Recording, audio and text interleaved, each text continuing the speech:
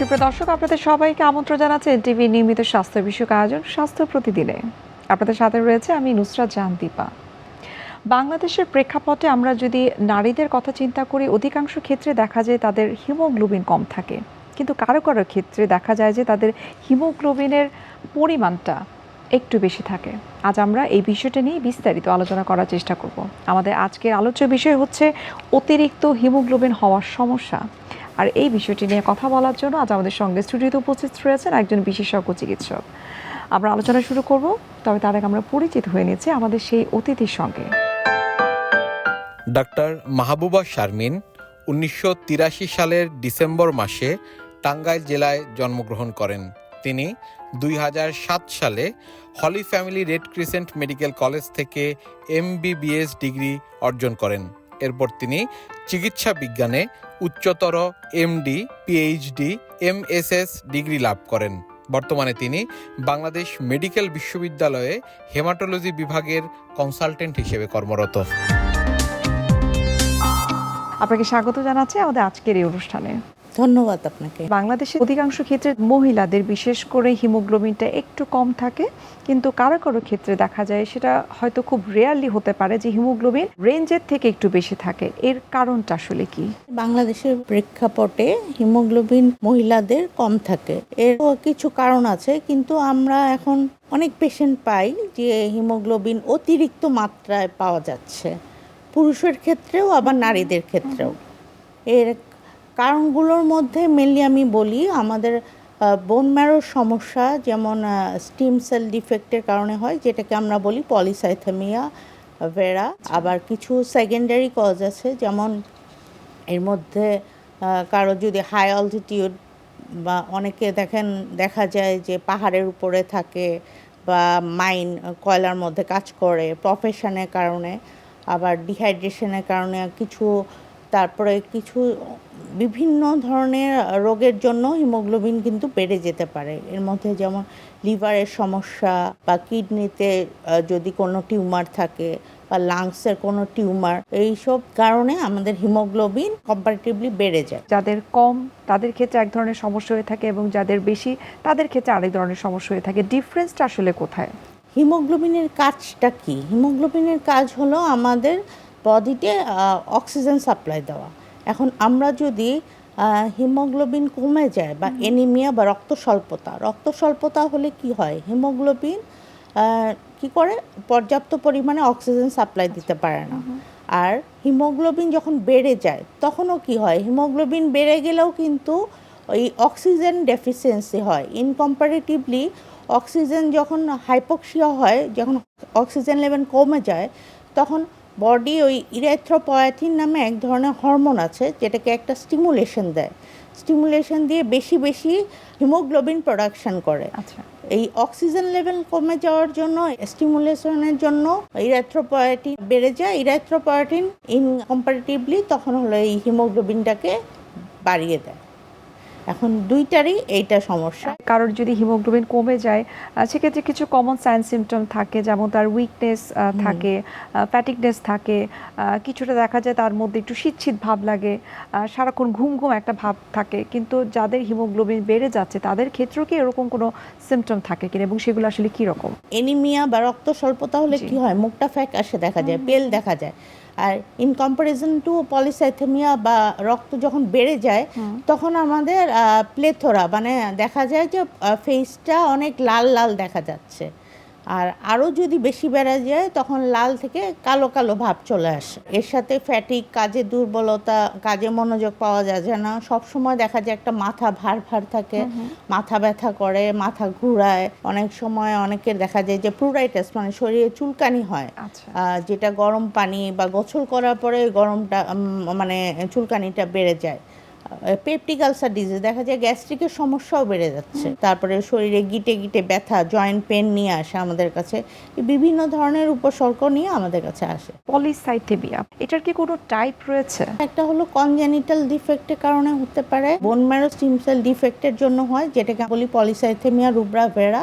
আর একটা আছে secondary polycythaemia, যেটা আমি একটু আগে বলছিলাম যে অন্য রোগের কারণ হিসেবে তার এই সেকেন্ডারি পলিসাইথেমিয়া হয়, যেটা হতে পারে লিভার ডিজিজ বা কিডনি ডিজিজ, তারপরে লাংসের সমস্যা, হাই অল্টিটিউড মানে প্রফেশন যারা উপরে পাহাড়ে কাজ করে বা পাহাড়ে বসবাস করে, ডিহাইড্রেশন, পানি শূন্যতা, তারপরে আবার সিগারেট খেলেও কিন্তু অতিরিক্ত মাত্রায় সিগারেট খেলেও এই যে এই পলিসাইথেমিয়া, সেকেন্ডারি পলিসাইথেমিয়া দেখা যায়।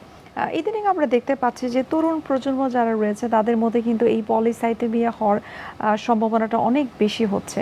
এর পেছনে কোনো কারণ রয়েছে কিনা? এর পিছনে কারণ এই যে একটা হলো আমাদের হাই অল্টিটিউড আর সিগারেট স্মোকিং কিন্তু day by day increasing.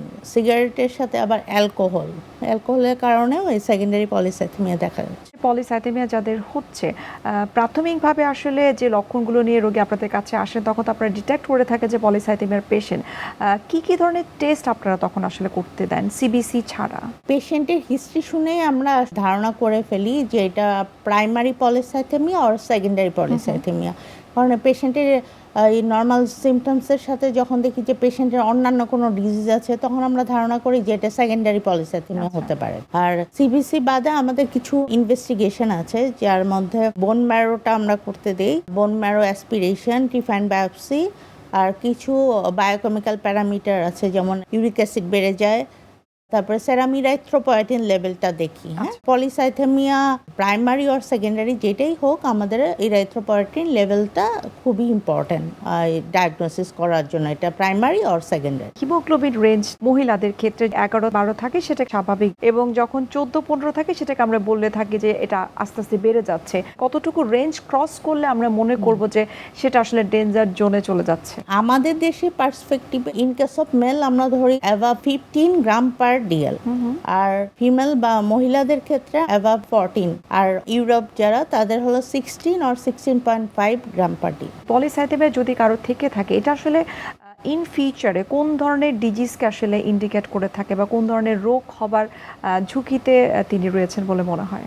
Polycythaemia হলে কি ব্লাডের ভিসকোসিটি বা ব্লাডের ঘনত্ব বেড়ে যাচ্ছে। একটা রক্তনালীর মধ্যে যখন ব্লাডের ভিসকোসিটি ঘনত্ব বেড়ে যায় তখন সেখানে রক্তনালী ব্লক হয়ে যাওয়ার সম্ভাবনা থাকে। এ থেকে আমাদের বিভিন্ন ধরনের কমপ্লিকেশন ডেভেলপ করে, যেমন স্ট্রোক হতে পারে, হার্ট অ্যাটাক হতে পারে, বা কোনো একটা জায়গায় রক্ত জমাট বেঁধে ওই জায়গাটা পচে যেতে পারে। এই জন্য এই ধরনের আর বিভিন্ন আনইউজুয়াল সাইটে এই থ্রম্বোসিস হতে পারে। এছাড়া আর কি ধরনের কমপ্লিকেশন যেটা আসলে আমাদের মতো সাধারণ মানুষ যারা রয়েছে আমরা এই সাইন সিমটমগুলো দেখে যেন বুঝতে পারি যে আসলে এই হিমোগ্লোবিনটা যে বেড়ে গিয়েছে এটার জন্য আসলে আমার এই ধরনের ডিজিজ হতে পারে? যখন আমরা দেখব যে নর্মালি দেখা যাচ্ছে ওই যে মুখটা যখন প্লেথোরা মানে বেশি লাল লাল মনে হচ্ছে, মাথা ঘোরাচ্ছে, অতিরিক্ত মাথা ব্যথা, গ্যাস্ট্রিক আলসার, জয়েন্ট পেন, তখন আমরা একটা অনলি সিবিসি করে দেখতে পারি যে আমাদের হিমোগ্লোবিন লেভেলটা ঠিক আছে কিনা। যদি হিমোগ্লোবিন লেভেল বেশি থাকে মানে অতিরিক্ত থাকে তখন আমরা একজন হেমাটোলজিস্টের শরণাপন্ন হলেই আমরা বুঝতে পারবো যে এটা পলিসাইথেমিয়া কিনা। যাদের হিমোগ্লোবিন কম থাকে 5, 6, 7 খুব ফ্রিকোয়েন্ট তাদের হয়তো হিমোগ্লোবিন এরকম থাকছে, তো সেটা অনেক সময় দেখা যায় যে লিউকেমিয়ার মতো ক্যান্সার তাদের হচ্ছে, অর্থাৎ ব্লাড ক্যান্সার তাদের হচ্ছে। অতিরিক্ত হিমোগ্লোবিন হওয়াটাকে আসলে ব্লাড ক্যান্সারকে ইন্ডিকেট করে? অতিরিক্ত হিমোগ্লোবিন হলে কিছু পার্সেন্টের ক্ষেত্রে এটা ব্লাড ক্যান্সারের টার্ন নেয়। পলিসাইথেমিয়া যেটা আমাদের ক্লোনাল ডিফেক্ট যেটা বলেছিলাম, পলিসাইথেমিয়া রুব্রা ভেরা মানে প্রাইমারি পলিসাইথেমিয়া। প্রাইমারি পলিসাইথেমিয়া এটা তো বোন ম্যারো ডিজিজ, মানে bone marrow stem cell defect. এটা থেকে হলো পরবর্তীতে অ্যাকিউট লিউকেমিয়া মানে মেইনলি অ্যাকিউট মাইলয়েড লিউকেমিয়া, এই টাইপের ব্লাড ক্যান্সারটি হতে পারে। এটি হলো প্রাইমারি পলিসাইথেমিয়া থেকে অ্যাকিউট মাইলয়েড লিউকেমিয়া হতে পারে। আপনার কাছে এখন একটু জানতে চাইবো যে যাদের পলিসাইথেমিয়া রয়েছে আপনি বলছিলেন যে সেটি একটা সময় কিন্তু বোন ম্যারো ক্যান্সারের দিকে টার্ন করতে পারে, যদি কারো বোন ম্যারো ক্যান্সার হয়ে থাকে তখন ট্রিটমেন্ট প্রোটোকলটা কীরকম হয়ে থাকে? পলিসাইথেমিয়া থেকে যখন বোন ম্যারো ক্যান্সার হয়ে যাবে তখন আমাদের ওই supportive and specific supportive treatment, যখন হিমোগ্লোবিন বা অন্যান্য প্যারামিটার যখন কমে যাবে ওই সাপোর্টিভ থেরাপি দিতে হবে। আর স্পেসিফিক ট্রিটমেন্টের মধ্যে ক্যান্সার হয়ে গেলে ওই স্পেসিফিক কিমোথেরাপি ড্রাগ দিতে হবে। আর পলিসাইথেমিয়ার ক্ষেত্রে যেটা ট্রিটমেন্ট বলছিলাম, ট্রিটমেন্টের ক্ষেত্রে প্রাইমারি পলিসাইথেমিয়ার ক্ষেত্রে আমাদের ভেনিসেকশন মানে ব্লাডটা লেটিং, ব্লাড ফেলে দিতে হবে। আচ্ছা। আমরা ওই সহজ ভাষায় বলি যে ব্লাড ফেলে দিতে হবে 3 থেকে 4 সপ্তাহ পর পর আমরা পেশেন্টদের রিকমেন্ড করি ব্লাড ফেলে দিতে হবে। আর এক্ষেত্রে 2টা প্যারামিটার আমাদের মাথায় রাখতে হবে, একটা হিমোগ্লোবিন আর একটা হলো হেমাটোক্রিট। ওই হেমাটোক্রিট 45%-এর নিচে রাখতে হবে। আর কিছু কিছু ড্রাগসও আছে যেটা আমরা রিস্ক ফ্যাক্টর রিস্ক স্ট্র্যাটিফিকেশন করে আমরা ড্রাগসগুলো দিয়ে থাকি, যে ব্লাড থিনার ইউজ করা হয়, যেমন ইকোস্প্রিন বা অ্যাসপিরিন আচ্ছা। ইউজ করা হয় টুয়াইস উইকলি। এবং যাদের লো রিস্ক মানে পলিসাইথেমিয়া ব্লাড বেশি কিন্তু কোনো থ্রম্বোসিস বা স্ট্রোকের কোনো হিস্ট্রি নেই বা হার্ট অ্যাটাকের কোনো হিস্ট্রি নেই, তাদের ক্ষেত্রে আমরা অ্যাসপিরিন দিয়ে বা ইকোস্প্রিন দিয়ে ট্রিটমেন্ট করে থাকি ব্লাড থিনার। আর যাদের ক্ষেত্রে হাই রিস্ক মানে তাদের বয়স 40 অ্যাভাব প্লাস থ্রম্বোসিস বা স্ট্রোকের হিস্ট্রি আছে, আচ্ছা। তাদের ক্ষেত্রে আমরা ইকোস্প্রিনের সাথে আরও কিছু ড্রাগস যেমন হাইড্রোক্সি ইউরিয়া এরকম ড্রাগ ইউজ করে থাকি। আমরা এই পলিসাইথেমিয়া অথবা হিমোগ্লোবিন অতিরিক্ত বেড়ে যাওয়া নিয়ে আরও বিস্তারিত আপনার কাছ থেকে জানার চেষ্টা করব। এই পর্যায়ে আমরা দেখে নিচ্ছি আমাদের স্বাস্থ্য প্রতিদিনের নিয়মিত আয়োজন, কি খাবেন কেন খাবেন এই সেগমেন্টটি। সুপ্রিয় দর্শক, আপনারা দেখছেন স্বাস্থ্য প্রতিদিন। এই পর্যায়ে আমরা দেখে নিচ্ছি বিভিন্ন খাদ্যের পুষ্টি গুণাগুণ নিয়ে আমাদের পুষ্টিবিদের পরামর্শ। ক্যান্সার রোগীর সংখ্যা দিনে দিনে কিন্তু বেড়ে যাচ্ছে। বিভিন্ন ধরনের ক্যান্সার রয়েছে, তার মধ্যে কোন ধরনের ক্যান্সার হলে কী ধরনের খাদ্য ব্যবস্থাপনা হওয়া উচিত সে বিষয়টি সম্পর্কে কিন্তু আমাদের যথেষ্ট সচেতন থাকতে হবে, কারণ এক এক ধরনের ক্যান্সার পেশেন্টদের ক্ষেত্রে খাদ্য তালিকা ভিন্ন হয়ে থাকে। আজকে যে বিষয়টি নিয়ে কথা বলবো সেটি হচ্ছে ব্লাড ক্যান্সার হলে কেমন খাদ্য তালিকা হওয়া উচিত সে বিষয়টি সম্পর্কে। ব্লাড ক্যান্সারের বিভিন্ন ধরন থাকে, বিশেষ করে দেখা যায় যাদের ব্লাড ক্যান্সার রয়েছে তাদের ক্ষেত্রে হোয়াইট ব্লাড সেল, WBC বা শ্বেত রক্তকণিকার সংখ্যা কিন্তু কমে যেতে পারে। যদি শ্বেত রক্তকণিকার সংখ্যা কমে যায় সেই ক্ষেত্রে কিন্তু ডায়েটের ক্ষেত্রে বেশ কিছু বিষয়ের প্রাধান্য দিতে হবে। পাশাপাশি দেখা যায় আমরা ক্যান্সার পেশেন্টদের ক্ষেত্রে বলে থাকি তাকে অবশ্যই প্রোটিন সমৃদ্ধ খাবার পর্যাপ্ত পরিমাণে গ্রহণ করতে হবে। প্রোটিন জাতীয় খাবার নির্বাচন করার ক্ষেত্রে যে বিষয়টি খেয়াল রাখতে হবে সেটি যেন লিন প্রোটিন হয়, অর্থাৎ মুরগির মাংস, রেড মিট অ্যাভয়েড করার চেষ্টা করতে হবে। আর মুরগির মাংস যেখানে আপনি 2 টুকরা গ্রহণ করতেন, যদি ব্লাড ক্যান্সারের পেশেন্ট হয়ে থাকে বা তার যদি ট্রিটমেন্ট চলাকালীন সময়ে, তার অবশ্যই সেক্ষেত্রে কী করতে হবে, পরিমাণটা বাড়িয়ে দিয়ে সেটাকে 3 টুকরো বা 4 টুকরো করে নিতে পারেন। পাশাপাশি ডিম একটা আদর্শ প্রোটিন, ডিমের প্রোটিনের পরিমাণটাও কিন্তু বেশি থাকে, সেই ক্ষেত্রে একটি ডিম কুসুম সহ আর বাকি 3 থেকে 4টি ডিম কুসুম ছাড়া গ্রহণ করার চেষ্টা করতে হবে।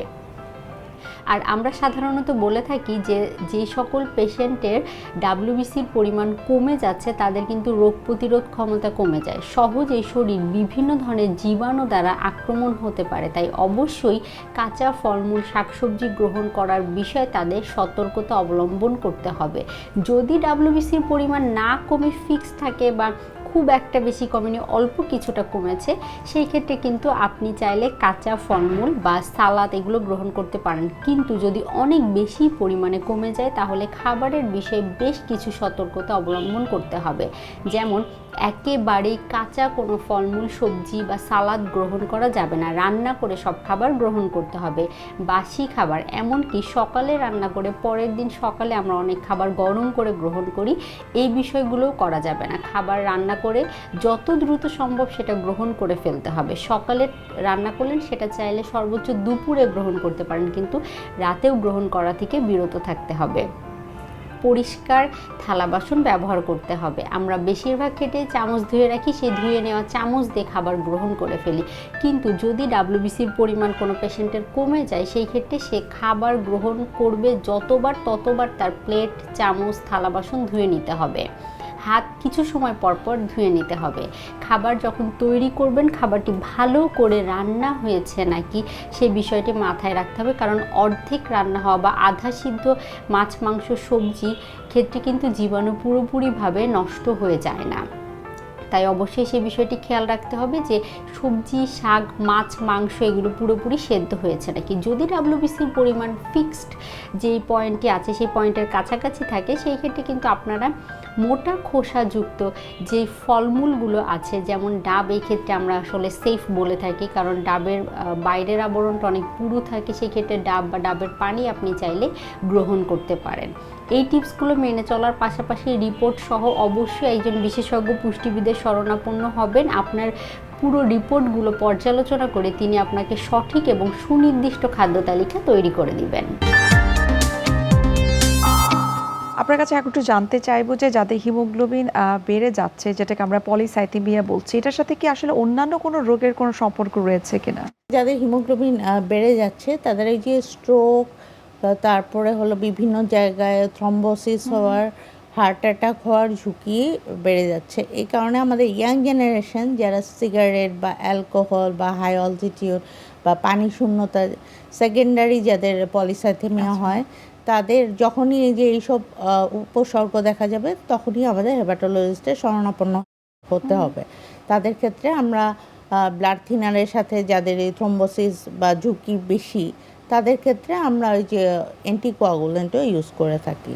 অসংখ্য ধন্যবাদ। আমরা অনুষ্ঠানের একেবারে শেষ পর্যায়ে চলে এসেছি। আমরা অনেক বিস্তারিতভাবে জানলাম যে আসলে হিমোগ্লোবিন কমে যাওয়া শুধুমাত্র নয়, হিমোগ্লোবিন বেড়ে গেলেও অনেক ধরনের কমপ্লিকেশনস হতে পারে, অনেক বড় ধরনের ডিজিজ হতে পারে, বিশেষ করে ক্যান্সারের মতো ডিজিজ।